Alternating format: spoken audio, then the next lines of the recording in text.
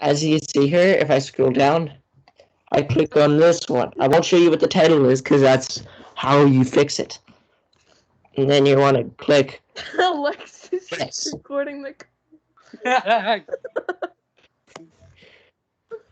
So after you've done that, you want to go to uncheck it because that's the only way it'll work. You gotta check it and then uncheck it right after because that's gonna fix everything.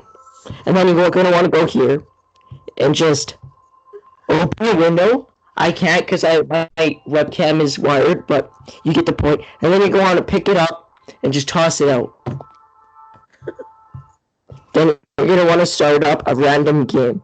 For me, my game will be calendar.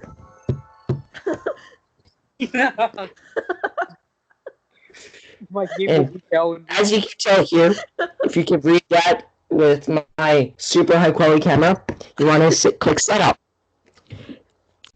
You don't want to name it my calendar. You actually want to gonna name it. One second, make it do it. It's so quiet for a second. You're gonna want to make Gru like that, just Gru. GRU. We're gonna go next and click Do Not Sync, and then it'll say it has been completed. And then if you go back.